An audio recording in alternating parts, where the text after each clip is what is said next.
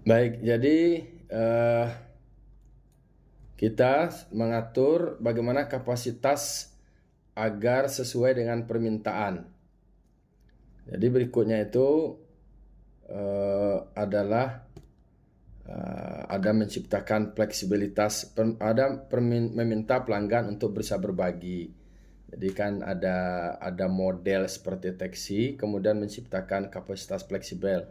Contoh meja restoran untuk 2 orang digabung dengan meja lain hingga bisa 4, 6, 8 orang.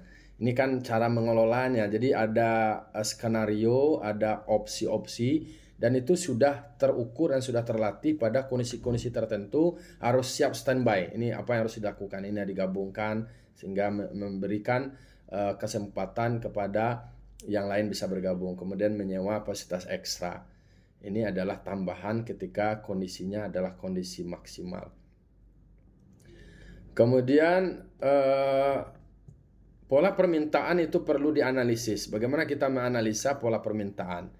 Permintaan bervariasi menurut segmen. Jarang sekali eksekutif minat pada hari Sabtu. Oleh karenanya hari Sabtu dipromosikan untuk wisatawan. Banyak para eksekutif itu kan dia nginap itu di hari-hari kerja. Nah, mungkin di hari Sabtu berarti untuk wisatawan. Karena segmennya sudah berbeda. Maka harus dianalisis variasi permintaan. Contohnya kayak Bu Mega hari Senin itu siapa nasabahnya, latar belakangnya. Hari Jumat itu siapa. Begitu juga kayaknya di dinas-dinas tertentu ketika kita melayani kecenderungan kelompoknya, kelompok taninya kapan. Jadi sehingga harus dianalisis semuanya. Kemudian memahami pola permintaan mengikuti siklus yang sudah diperkirakan. Pertama, apakah permintaan mengikuti siklus yang sudah diperkirakan? Jadi ada memahami pola permintaan dan penyebabnya. Apa pola permintaannya dan apa penyebabnya? Contoh yang pertama, apakah permintaan mengikuti siklus yang sudah diperkirakan?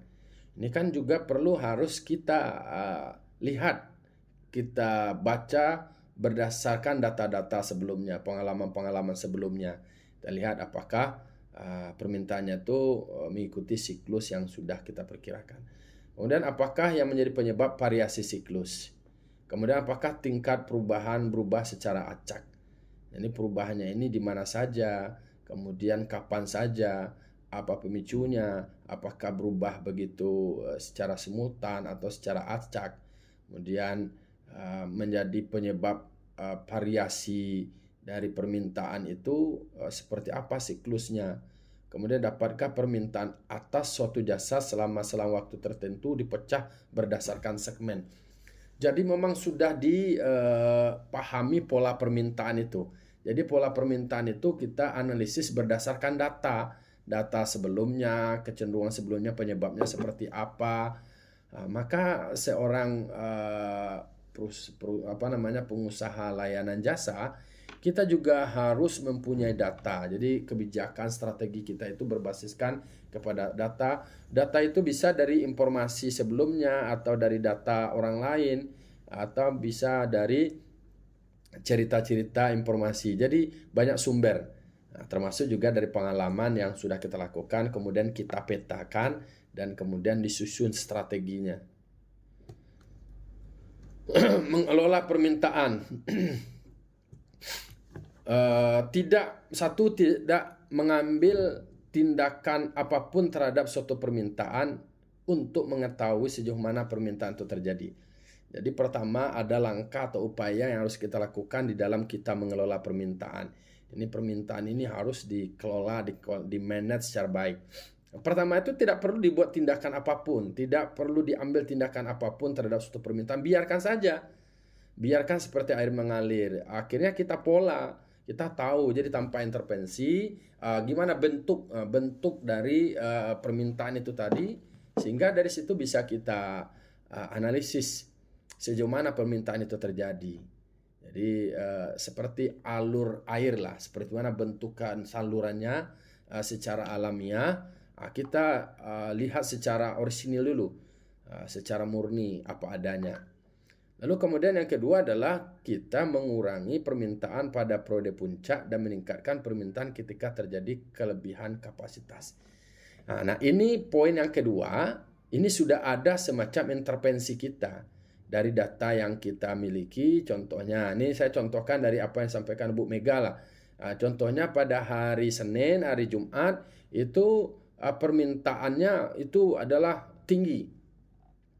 Lalu bagaimana meningkatkan permintaan ketika terjadi kelebihan kapasitas? Ketika permintaannya tinggi, permintaan pada periode puncak, ya perlu dikurangi sehingga dialihkan ke waktu yang lainnya. Atau ketika meningkat permintaan ketika terjadi kelebihan kapasitas. Jadi ini poinnya. Pada saat kapasitasnya berlebih, diupayakan di situ meningkat permintaannya.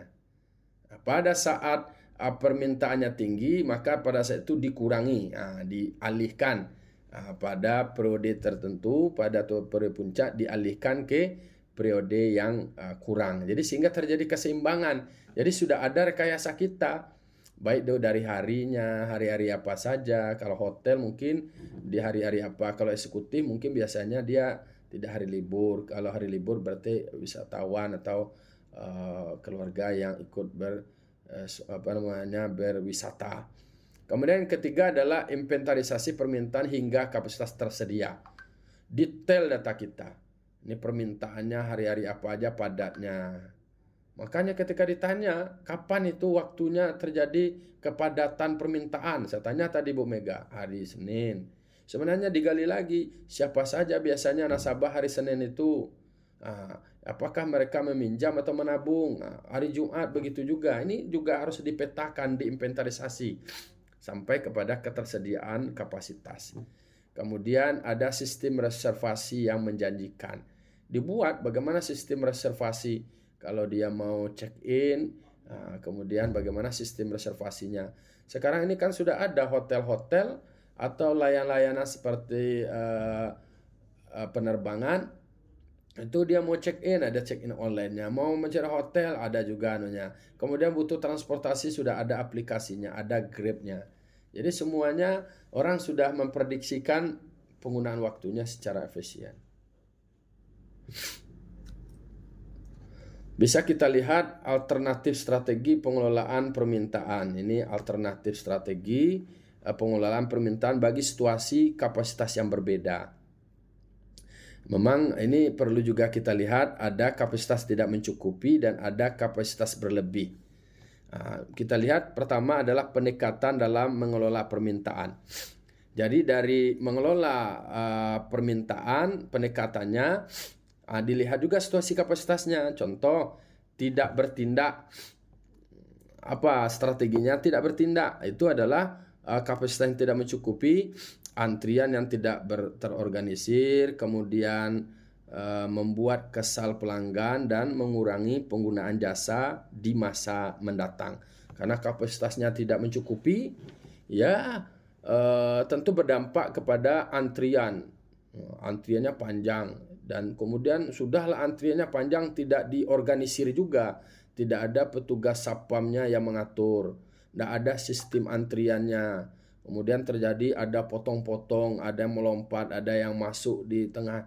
Tentu akan membuat pelanggan menjadi kesal, kecewa, marah. Dan itu akan berdampak kepada terjadinya pengurangan penggunaan jasa di masa berikutnya. Malas dia, kecewa, dia tidak digunakan lagi jasa layanan kita. Berarti itu kalau seandainya tidak bertindak. Begitu dampaknya. Kalau yang kapasitasnya berlebih tanpa bertindak, kapasitas menjadi sia-sia. Pelanggan mungkin memiliki pengalaman yang mengecewakan terhadap suatu jasa. Nah, ini kecewa dia karena memang kapasitasnya berlebih, sia-sia, jadi mubazir, tidak ada nilai ekonomisnya. Jadi serba dilema di situasi seperti ini. Ada kapasitas tidak mencukupi, ya berarti khawatir konsumennya atau pelanggannya menjadi kecewa, besoknya tidak mau gunakan lagi. Kalau berlebih menjadi mubazir, sia-sia. Tidak ada orang datang sini, tidak ramai orang katanya. Kan ada juga seperti rumah makan yang luas, parkirnya tidak ada mobil, berarti tidak anu ini katanya. Ada juga rumah makan parkirnya terbatas, tidak memadai. Jadi itu pendekatan ketika tidak ada tindakan. Kemudian yang kedua, tindakan. Tadi kan sebenarnya sudah ada penjelasan sebelumnya. Apa pendekatan dalam mengolah permintaan? Pertama itu adalah, yang keduanya adalah mengurangi permintaan. Nah, ini dikelola secara baik. Ketika kapasitas tidak mencukupi, apa yang harus dilakukan? Harga yang lebih tinggi akan meningkatkan keuntungan komunikasi, dapat mendorong penggunaan jasa di lain waktu. Jadi upaya ini difokuskan pada segmen yang kurang menguntungkan. Jadi ketika kapasitas tidak memadai, apa caranya supaya permintaan itu berkurang? Ini banyak sekali permintaan sementara kapasitas kita terbatas. Apa yang harus dilakukan? Harga lebih tinggi. Nah, tentu keuntungan kita akan lebih banyak. Nah, komunikasi dapat mendorong penggunaan jasa di lain waktu. Nah, kita dorong cari waktu baru. Sehingga pada saat permintaan rendah, mereka memilih pada penggunaan jasa kita pada saat permintaan rendah. Jadi pada saat padat itu dikurangi dengan cara bagaimana harganya dinaikkan.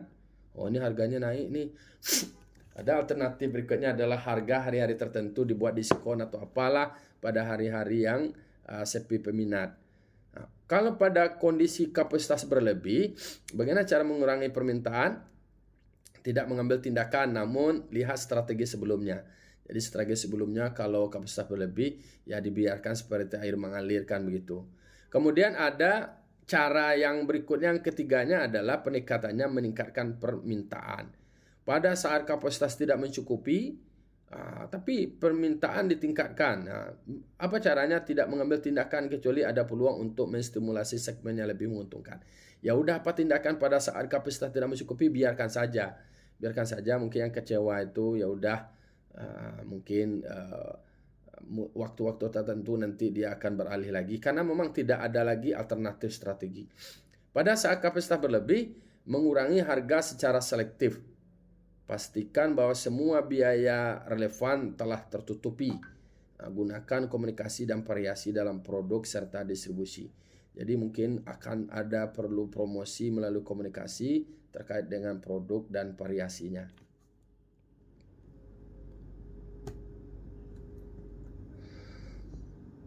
Lalu yang keempatnya adalah menginventarisasi permintaan melalui sistem tunggu dan antrian yang formal. Pada saat kapasitas tidak mencukupi, ini cara pendekatan yang keempatnya, diinventaris permintaan dengan cara ada sistem tunggu dan ada antrian yang sudah terformat. Caranya adalah mencocokkan pada kapasitas tidak mencukupi, mencocokkan penyusunan antrian yang sesuai proses layanan. Kemudian mempertimbangkan sistem prioritas bagi segmen yang paling diinginkan. Siapa yang kita sasar, siapa yang kita target, kita berikan prioritas. Dan mengalihkan pelanggan lain ke periode yang sepi. Jadi pada contohnya ada OPD lembaga pemerintah yang menyewa hotel, ya dikondisikan pada saat sepi, ya dikasihlah diskon, dikasihlah apa namanya, sehingga pada saat sepi itu mereka bisa menggunakannya. Jadi kapasitas yang tidak memadai akhirnya dialihkan pada waktu yang sepi. Tentu membuat waktu tunggu mereka lebih menyenangkan. Tetaplah melalui komunikasi sehingga mereka tetap mendapatkan keuntungan dari layanan. Pada saat kapasitas berlebih tidak dapat diterapkan karena memang sudah rumit. Kemudian pendekatan kelima adalah menginventarisasi permintaan melalui sistem reservasi. Pada saat tidak mencukupi, berfokus pada hasil dan menyisakan kapasitas bagi pelanggan tidak sensitif terhadap harga. Ya, berarti kita berikan, ini strategi dari hotel juga begitu. Mempertimbangkan sistem prioritas bagi segmen yang penting, mengalihkan pelanggan lain ke periode yang sepi. Yang mana yang sudah bermitra dengan kita, yang kerjasama, yang kita rawat, yang sudah menjadi prioritas penting, ya itu yang kita prioritaskan. Yang lain kita carikan oleh alokasi waktu. Kalau pada kapasitas berlebih, menegaskan bahwa kapasitas tersedia dan membiarkan pelanggan melakukan reservasi pada waktu yang mereka inginkan. Itu strategi pada saat kapasitas berlebih. Menggunakan harga dan biaya non-moneter untuk mengelola permintaan.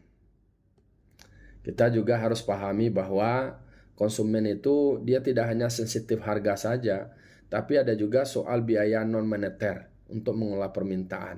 Apa itu? Mereka yang tidak suka dengan biaya, waktu, dan energi pada waktu puncak akan datang pada waktu yang lebih sepi. Kan bagi mereka terlalu mahal biayanya gitu. Nggak penting lah waktu mau apapun, penting murah dan energi pada waktu puncak. Ini ramai nih, sesak ini. Mereka akan datang pada waktu yang sepi.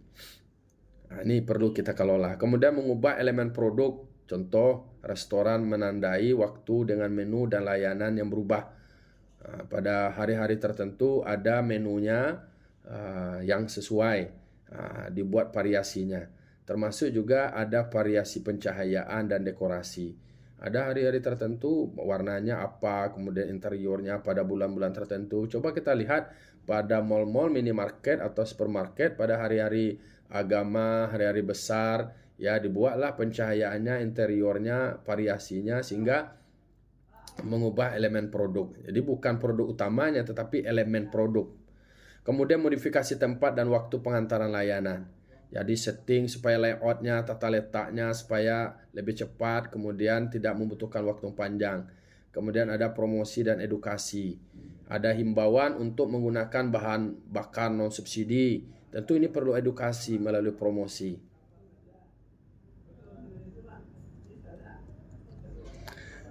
Kemudian kita bangun persepsi pelanggan terhadap waktu tunggu. Bagaimana ini perlu dijaga. Pelanggan merasa bahwa mereka menunggu lebih lama daripada waktu yang sebenarnya. Ini harus kita pahami juga bahwa ini memang persoalan persepsi. Ada pelanggan yang memberikan penilaian terkait dengan waktu tunggu, dia merasa menunggunya lama. Dia butuhnya waktunya sekian. Kemudian seperti William Jones, beliau menyebutkan bahwa kebosanan disebabkan oleh terlalu atentifnya kita atas perjalanan waktu. Orang terlalu panjang waktunya itu kadang-kadang membuat dia menjadi jenuh, jadi bosan. Saya contohnya ada melakukan perjalanan, kadang-kadang di kanan kirinya itu hanya hutan-hutan, ya jenuh juga melewati daerah-daerah tersebut. Karena tidak ada juga wisata matanya gitu. Perusahaan dituntut untuk kreatif mengatasinya. Pertama, dokter gigi menyimpan majalah di ruang tunggu. Ya udah, mengisi kekosongan waktu itu ya disediakan majalah sehingga waktu yang kosong itu ya dia gunakan untuk membaca. Kemudian bengkel mobil menaruh TV untuk ditonton sambil dia menunggu giliran mobilnya diperbaiki, dia nonton TV dulu. Jadi tidak ada kekosongan, karena perlu juga harus dipahami konsumen itu bosan ketika waktunya tidak diisi dengan aktivitas alternatif. Kemudian ada bengkel reparasi menyediakan kantin agar pelanggan bisa menunggu sambil ngopi. Jadi ada variabel pendukungnya sehingga waktu yang kosong itu bisa tetap dimanfaatkan. Dipikirkanlah apa yang kira-kira menjadi konsumen merasa betah, kemudian merasa terisi waktunya sesuai dengan keinginan mereka dan ketersediaan fasilitas dari kita. Kemudian ada juga soal manfaat sistem reservasi. Kita menghindari pelanggan untuk mantri sehingga mengurangi ketidakpuasan. Jadi kita ada sistem reservasi. Kemudian memungkinkan perusahaan untuk mengendalikan permintaan. Juga bisa terlihat. Jadi kalau seandainya sudah penuh, alternatifnya kan sudah bisa dengan harga yang berbeda. Pada waktu-waktu padat, harganya dinaikkan. Kemudian memungkinkan manajemen berfokus pada peningkatan hasil dengan menyisakan kapasitas yang langka untuk segmen yang bersedia membayar lebih tinggi. Jadi ini juga perlu dipertimbangkan seorang manajer pada peningkatan hasil ya dengan menyisakan kapasitas yang langka dengan segmen yang bersedia membayar lebih tinggi. Ini adalah sistem reservasi yang disediakan. Barangkali demikian diskusi kita terkait dengan bagaimana kita mengelola permintaan kemudian diseimbangkan dengan kapasitas produksi, karena juga mengalami fluktuasi dan itu juga berdampak kepada keuangan perusahaan. Mungkin silahkan kalau ada diskusi, ada pertanyaan dari contoh-contoh lain dari bacaan-bacaan lain, silahkan Bapak Ibu. Gimana Bu Mega, Bu Pak Diki Yasman, Pak Almiri Wahika, Pak Padli, Bu Irinda Yulsi. Ada pertanyaan atau ada diskusi? Atau cukup? Cukup, Pak. Cukup ya. Jadi contoh-contohnya bisa kita ambil nanti ke berbagai macam perusahaan yang bergerak di sektor jasa, karena memang harus dipertimbangkan bagaimana antara permintaan dengan ketersediaan fasilitas yang mendukung, itu juga perlu dipertimbangkan, karena kita sedang menjual layanan, menjual jasa. Kesannya adalah orang akan mau mengeluarkan uang sebesar-besarnya ketika mereka terlayani, termanusiakan, kemudian didampingi dengan baik. Nah, ini poin-poinnya. Saya kira cukup ya Bapak Ibu ya. Mungkin ada ambil foto, kita ambil foto dulu supaya ada bukti. Tinggal 5 lagi ya. Tadi berapa orang tadi? Ya, 5 juga. Oke, terima kasih.